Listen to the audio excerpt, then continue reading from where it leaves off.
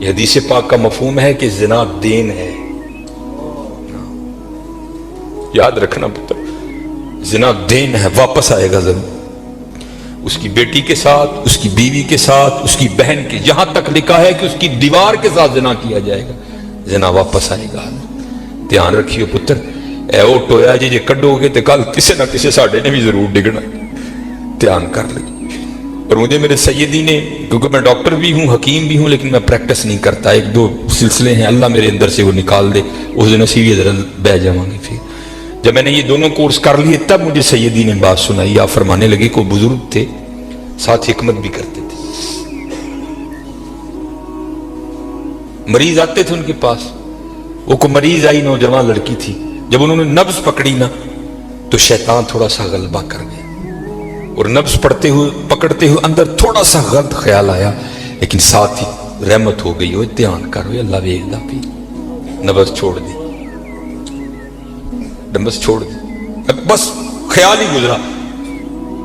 پہلے شیطان کی طرف سے آیا، دوسری اوپر سے مہربانی ہو. دھیان کر، علم یا علم بھی ان اللہ یرا، کیا تو نے نہ جانا کہ خدا دیکھ رہا؟ پتر کی کر دے ہو، ماں باپ آتے ہیں تو چینل بدل دیتے ہو، اور ایک دفعہ کہتے ہو حضور حاضر و ناظر ہیں، اور خیال نہیں آتا کہ حضور بیٹھے بھی دیکھ رہے ہیں کہ میں نیٹ پہ کیا دیکھ رہا ہوں. کیوں بھول جاتے ہو ہمارا اللہ بھی دیکھ رہا ہے کہ میں نیٹ پہ کیا دیکھ رہا ہوں. خیال گزرا، ساتھ ہی خیال، علم یا علم بھی ان اللہ یرا ربنا انک تعلم ما نخفی وما نعلن وما یخفی علی اللہ من شیء فی الارض ولا فی السماء. کوئی چیز ہاں زمین کے اوپر ہے، ہاں نیچے ہے، کوئی چیز بھی اللہ سے نہیں چھپی. خیال آیا، چھوڑ دی. لیکن جیسے میں نے کہا نا حضرت، دین ہے، ضرور گھوم کر آئے گا. تب گھروں میں ٹینکیاں شینکیاں نہیں ہوتی، تب جو ماشکی جس کو ہم ذاتی زبان میں کہتے ہیں، وہی گھروں میں پانی دینے آتے تھے. گھر ان کی بیوی تھی، وہ پانی دینے کے لیے آیا. ماشکی پانی بھر کے نا جب وہ جانے لگا نا تو اس نے ہاتھ پکڑ لیا ان کی بیوی کا. انہوں نے اتنے پھڑیا، ادھر ماشکی نے کار پھڑ لیا. وہ بیوی آگے سے ہاتھ چھڑا کر کہتی ہے، پتر کی ہو گئی. اس کو بھی خیال آیا، وہ روتا ہوا بھاگ گیا. اتنے وہ بھی بہ کے چنگا روئے دے، اکھاں لال کیتیاں، گھر مائی بھی بڑا روئی. ساری زندگی لنگ گئی ہے، بڑھے ویلے کی ہویا انہیں کی ہاتھ پھڑ لیا. وہ بھی بڑا روئی ہے. حکیم ہوئی گھر آئے تے حکیم صاحب دی اکھاں سجی دی، ویکھیا تے گھر والی دی اکھاں سجی دی. انہیں پوچھا بھلی لوکے کی ہویا، کیوں روئی؟ انہوں نے کہا پہلے تسی دسو تسی کیوں روئے؟ انہوں نے کہا بس اج ایک دھی آئی سی انہوں دکھان لئی، وہ نبض پھڑی، شیطان نے اندر گندگی پائی. لیکن نال ہی یاد آیا اللہ ویکھدا پیا، میں چھڑ چھڑے کہہ لیں گے بس ادھر تسی ادھر پھڑی، ادھی پھڑی ادھر کار ماشکی نے میری پھڑ. دھیان کریو پتر، دھیان کریو. اج کسی دیاں تیاں نے، کل ساڈیاں تیاں نے بھی جو آن.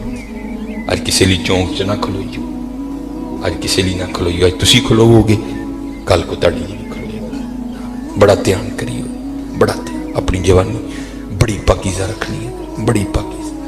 اور زنا سے بچنا ہے. یہ آگے علامہ صاحب اور میں تقریباً 1.5-2 گھنٹہ بیٹھ کر یہی روتے رہے حضرت کہ سانو اینجدہ پھسایا ہے کہ اج زنا آسان اور نکاح انتہائی مشکل کر چھڑے.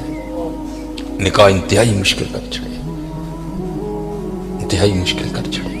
لیکن بچنا ہے پتر، بچنا. زنا ایک ایسا گندا گناہ ہے، میں نے حدیث مبارکہ پڑھی کہ اگر کسی سے یہ گناہ سرزد ہو گیا نا، اس نے معافی مانگی، اللہ نے اسے معاف کر دیا، لیکن پتہ پھر بھی اس کو سزا کیا ملے گی کہ جنت میں اللہ جل شانہ زانی سے کہیں گے کبھی تو میرے سامنے نہ آنا.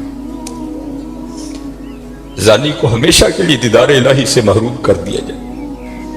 اور آج بس اللہ اپنی حفاظت میں رکھے، بچ کے رہنا ہے، اس سے بڑا بچ. اپنی جوانیوں کو پاکیزہ رکھنا ہے، اپنی جوانیوں کو پاکیزہ رکھنا ہے. ہاں پھر دیکھو حضرت رنگ کیا لگتے ہیں، رنگ کیا لگتے ہیں، رنگ کیا لگتے ہیں. یہ سکندر 21 سال کی عمر اور 5 براعظم فاتح. زندگی نے ساتھ نہیں دیا، سانپ نے اس کو ڈس لیا تھا. اور ارسطو نے سکندر کا ٹریٹمنٹ کیا. جب ارسطو نے دیکھا نا کہ سکندر کا وجود اب نیلا پڑ رہا ہے تو وہ سمجھ گیا کہ زہر اب پورے وجود میں سرایت کر چکا ہے.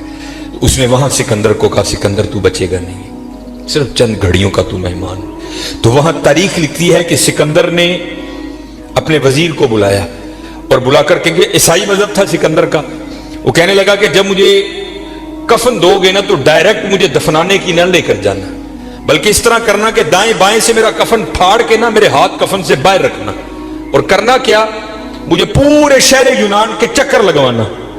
تو وزیر پوچھتا ہے سکندر وہ کیا، اس میں کیا راز ہے؟ تو کہتا ہے میں جاتے ہوئے ان لوگوں کو سبق دینا چاہتا ہوں اور اس دنیا سے جینا لگانا۔ دیکھو آج 15 لاکھ مربع میل فتح کرنے والا سکندر اس دنیا سے خالی جا رہا ہے، اور چلے وہ کچھ نہیں لے کر گیا، ہم کیا لے کر جائیں گے؟ اور پھر یہاں کسی نے بڑا خوبصورت لکھا تھا، یہ وہ باغ ہے جس کے ہزاروں مالی تھے۔ دھیان رکھنا حضرت، یہ ہمیں بڑا وہم پڑ گیا ہے، مالک ہم نہیں ہیں حضرت، یہ علماء بیٹھے ہیں۔ اس نے قرآن کریم میں کب کہہ دیا کہ تم مالک ہو؟ تو قرآن کریم میں بار بار کہتا ہے وَلِلَّهِ مُلْكُ السَّمَاوَاتِ وَالْأَرْضِ، اور اللہ ہی کے لیے ہے زمین و آسمان کی بادشاہت، وَاللَّهُ عَلَىٰ كُلِّ شَيْءٍ قَدِيرٌ۔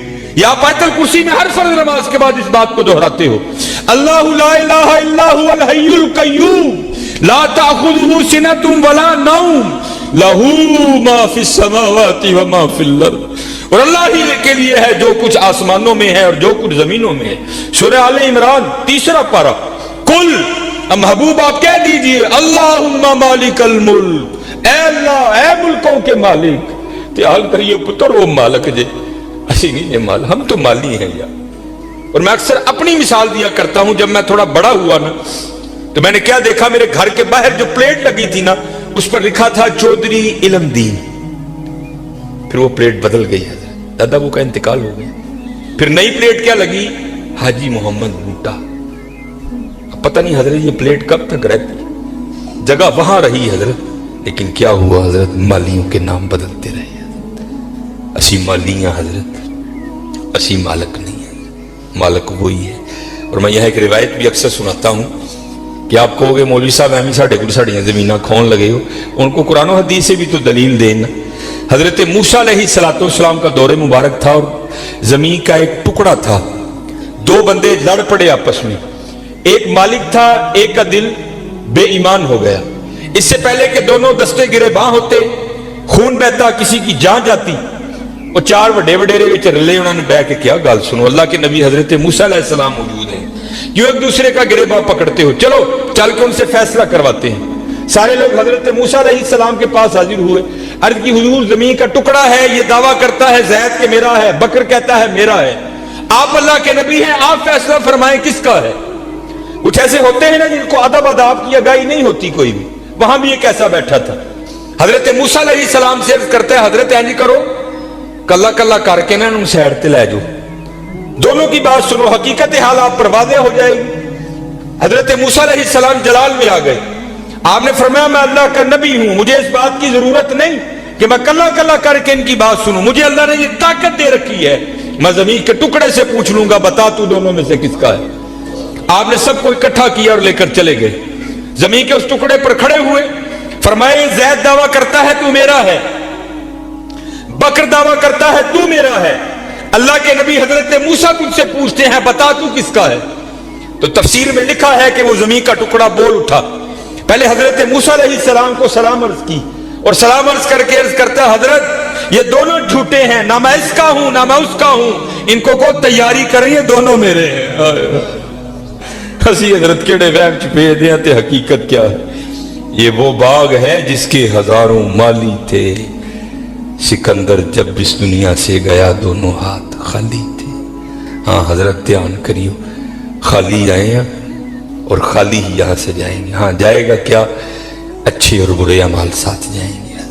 ہن تہاڈی مرضی ہے حضرت، جدا مرضی ٹیر لا لو، لیکن حضرت جی چنگا ہی ٹیر لائیو، مندہ نہ لائیو۔ یہ سیالکوٹ جاؤ تو آپ نے حکیم عبدالحی رحمۃ اللہ تعالی علیہ کا ڈیرا دیکھ رکھا ہے، یہ سٹی سینٹر کے تھوڑا سا آگے ہے، کتنی موقع کی جگہ ہے حضرت۔ ہم نے تو خیر نہیں دیکھا، لیکن میں نے وہ انجینئر دیکھے ہیں جنہوں نے حکیم صاحب سے کہا نا، انجینئر تھا، حکیم صاحب کا مرید ہوا تو اپنے پیر سے پیار تھا نا، تو عرض کرتے ہیں کہ حکیم خادم علی رحمۃ اللہ تعالی علیہ کہنے لگا کہ حکیم صاحب بڑی موقع دی جگہ ہے، سڑک دے اتے ਤੁਸੀਂ ਜੇ ਕਿਤੇ ਰੋਡ 'ਚ ਵੀ ਜਾ ਕੇ ਬਹੋਗੇ ਨਾ ਤੇ ਦੁਨੀਆ ਨੇ ਉੱਥੇ ਵੀ ਆ ਜਾਣਾ। ਮੈਨੂੰ ਇਜਾਜ਼ਤ ਦੋ ਹਾਂ ਮੈਂ ਨਕਸ਼ਾ ਬਣਾਵਾਂ ਤੇ ਇੱਥੇ ਸੋਹਣਾ ਪਲਾਜ਼ਾ ਬਣਾਈਏ। تو حکیم صاحب فرمان لگے وہ بابا جی رہن دے، کہنے لگا نہیں جناب پلازا بنانے۔ آپ فرمان لگے یار اسی بڑا لینا ہی لیکن ایک گل سنی سی تا نہیں بنایا۔ وہ کہتا حضرت مشورہ کرے نا، شاید بات کی حقیقت کچھ اور ہو، کیا بات سنی ہے کیوں نہیں آپ نے بنایا؟ آپ فرمان لگے یار ہی سنے آئے نال نہیں لے کے جان دیں دے اسی تا نہیں بنایا۔ کیسے لوگ تھے یار، کتنا تقوی تھا ان لوگوں میں، اس جانب توجہ ہی نہیں کی حضرت۔ توجہ کی تو صرف اللہ کی طرف کی ہے، توجہ کی تو صرف حضور کی غلامی کی جانب کی ہے، اس جانب آئے ہی نہیں۔ اور حضرت جو اس کی جانب جائے گا نا دنیا تو آٹومیٹک اس کے پیچھے آئے گی۔ مولانا روم رحمت اللہ تعالی نے بڑی خوبصورت مثال دکھی، بڑی خوبصورت مثال۔ آپ فرماتے ہیں کوئی بزرگ بیٹھے تھے، ان کے سامنے سے نا بندہ بھاگتا ہوا گیا، افیادہ نسیہ پہ جائے۔ اگلے دن پھر بیٹھے تھے، پھر بھاگتا ہوا گیا، تیسرے دن پھر بیٹھے تھے، پھر گیا، چوتھے دن جب گزرا نا آپ نے پکڑ لیا اسے۔ آپ نے فرمایا بھائی تجھے کیا مصیبت پڑی ہے، روز تو اس وقت بھاگتا ہوا نکل جاتا ہے اس جانب۔ عرض کرتا ہے حضور میں اپنا سایہ پھڑن دیا تھا۔ آپ نے فرمایا پھر تو ساری زندگی نہیں پکڑ سکے گا۔ اس نے کہا حضور وہ کیوں؟ آپ نے فرمایا تو نے کر دی ہے سورج کو کانڈ، سایہ آ گیا ہے تیرے آگے، اب سورج کو کنڈ کر کے جتنا مرضی بھاگ، کیونکہ سایہ آگے ہے، وہ بھاگتا رہے گا تو اس کے پیچھے بھاگتا رہے گا، پکڑ نہیں سکتا۔ ہاں ایک کام کر لے، پکڑ پھر بھی نہیں سکے گا، لیکن پھر یہ ہوگا کہ تو سایہ کے پیچھے نہیں بھاگے گا، سایہ تیرے پیچھے بھاگے گا۔ انہیں عرض کی رو کی، آپ نے پھڑکنا دا پاسا پوایا اور منہ کیتا سورج جل۔ فرمایا سورج جل نوں دوڑ لا، سایہ تیرے پیچھے پیچھے دوڑے گا۔ یہ مثال دے کر مولانا روم کہتے ہیں تو نے بھی اللہ اور اللہ کے رسول کے دربار سے منہ پھیر لیا ہے اور بھاگ رہا ہے دنیا کے پیچھے۔ اب دنیا آگے آگے تو پیچھے پیچھے۔ اوے ہاں بھاگنا ہے تو دوڑ مدینہ کی طرف لگا، پھر دنیا تیرے پیچھے پیچھے ہوگی، تو آگے آگے ہو گئی۔ چلو لگاؤ تو صحیح اللہ اور اللہ کے رسول سے لو، پھر دیکھو تو صحیح دنیا تمہارے پیچھے آتی ہے کہ نہیں آتی۔